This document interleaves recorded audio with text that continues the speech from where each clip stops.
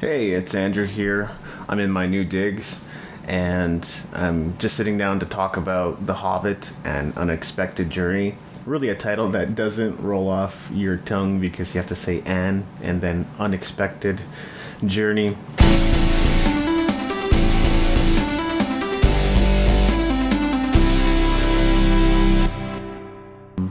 Just so you know, there are some spoiler alerts in this review or rant, if you will.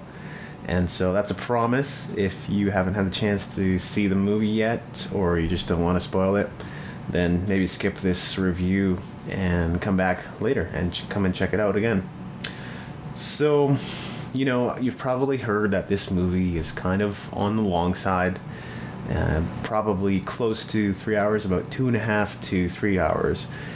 The movie started at about 10:30 when we were at the theater, and it went till about 1:20. And so, you always have to account for 15-20 minutes of commercials and previews. And not only that, but there was a sneak peek of Star Trek, and of course there's a preview for Man of Steel. They've had so many chances to get Superman right, and yet they've done it a lot of injustice to this point, in my opinion. So we'll see how they do with that. But I am looking forward to the new Star Trek movie, and the sneak preview was pretty cool. Felt like it did give quite a bit away. Some previews tend to do that, but we'll see. Maybe there'll be some cool surprises there.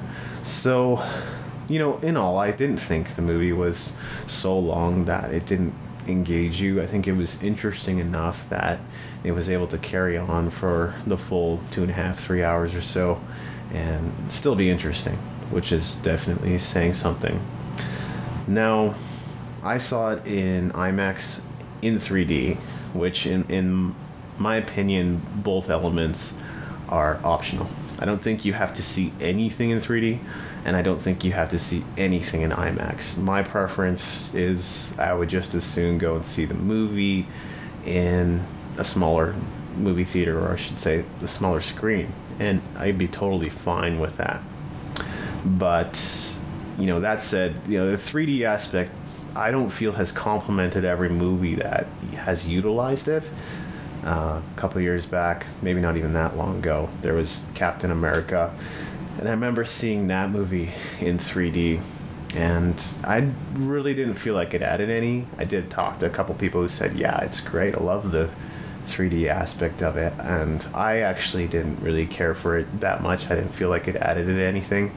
So for me, like I said, it's really a take it or leave it kind of thing. But that said, with The Hobbit, the 3D aspect of it is pretty cool.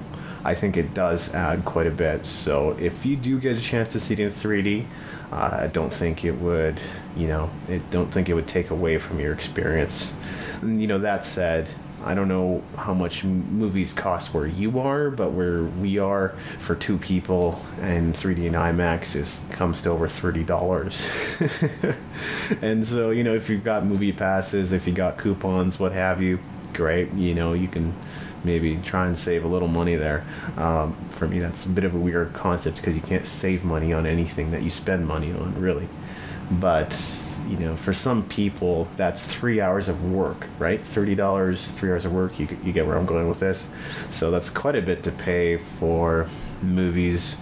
You see box office numbers going up. Well, ticket prices are going up, but you could say partially that you have to account for inflation and other things, which if one's wage doesn't increase, then why does the cost of things increase is kind of another funny question. But this is not a societal commentary, so we'll leave all that stuff maybe for another time. And then one of the things that I kind of noticed with The Hobbit is they seem to use a little bit of speeding up with the film. I guess technically it's not film anymore. I think they're probably utilizing a combination of film and digital files. I don't know exactly how that all works with the movie process these days. Seems like there were bits and pieces that were sped up, and I think if you go and see the movie and pay attention closely, you'll also see that as well. I, I do have to wonder if maybe that was kind of a lazy decision in the sense that, the movie runtime got so long that they just had to find little ways of cutting it down, bit by bit, even if they had to speed up the film. Does it feel? It doesn't feel overly weird. For me, it was definitely noticeable, and I know some people actually watch movies that way, so if you're used to it, no big deal, right? If you have it at 1.2 speed or 1.5 speed or whatever, then you're probably not going to feel any difference. If you're not used to watching movies that way, on the other hand, I think it is a bit of a noticeable difference. Does it take away? Does it make it worse? No, I don't think it would take away from your experience too much, because they've obviously selected the moments in which they do speed it up. The acting, of course, is quite good. I don't really have any complaints there. I think they actually did a very good job of bringing out the human element in some characters, more so than some other films. There's Ian McKellen, of course. Martin Freeman plays Bilbo, which I think worked out pretty well. Elijah Wood has kind of a bit role in the beginning, of course, so he returns as Frodo. And Christopher Lee's Saruman, and I thought Sylvester McCoy as Radagast was also quite good. So no complaints there. Acting was quite good.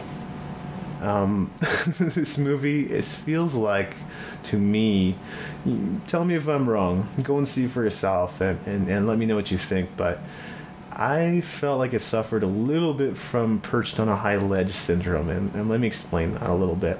There seems to be a lot of plot points that kind of revolve around the party getting stuck and then getting attacked, and so they have to fight their way out of that situation. And I didn't really realize this before, but it seems like, Gandalf and Bilbo and crew get stuck on a high ledge from which they cannot escape, and so they have to face their enemies, which isn't to say they would not have fought them or battled them anyway. It's just one of those interesting aspects of this movie. I feel like it kind of happened 2, 3, maybe 4 times where they're perched on a high ledge, there's nowhere else to go, so they're forced to confront. And I can't remember the book well enough to know if it was actually Tolkien that used those as plot devices. And I wouldn't say it's lazy writing. It's just one of those things where, they're forced into fighting. They have to fight. There's just no choice. And, obviously there's going to be some battles in this movie anyway, and it is one of the more exciting parts, so don't get me wrong, but it's just an observation that it seemed to happen a few times throughout the film. And I've felt that The Hobbit is actually kind of the far superior series to the Lord of the Rings trilogies, and some people are probably thinking I'm a little crazy for saying that right now, but when I read the book The Hobbit, I found it to be a much easier read and much more engaging read than Lord of the Rings. And I will openly admit, I'm not much of a fiction reader. I can't get into it. And, there's books, I do read books all the time, just not fiction. It's not an area that I can get into. I tried. My dad was actually a huge sci-fi fan, and he was always reading books and watching movies and stuff like that. And I like the sci-fi genre, but I like the shows and the films more than I do the books. Even though there's been the occasional one like The Childhood's End and stuff like that have been really good and really interesting. And so, with the Lord of the Rings, I guess what I'm trying to say is, like, I know people, there are people out there who can appreciate the level of detail and nuances and all that stuff that Tolkien developed. I'm just not one of them. I need a book that is going to engage me, is going to move along, is going to keep the story interesting and keep me guessing a little bit. And so, I found The Hobbit just to be far more engaging, easier read, and kept my interest longer than The Lord of the Rings, because I did read through the whole trilogy. Trust me, I did. It took me way too long. I just got bored with it, I think.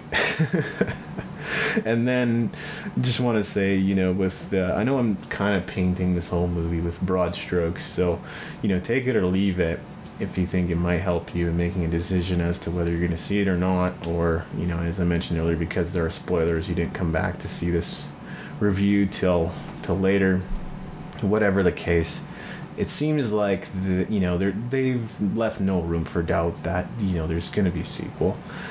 But unfortunately, it feels like this movie suffers from a little bit of anticlimactic, which works for some things pretty well. Just in this case, it's like there's absolutely no resolution.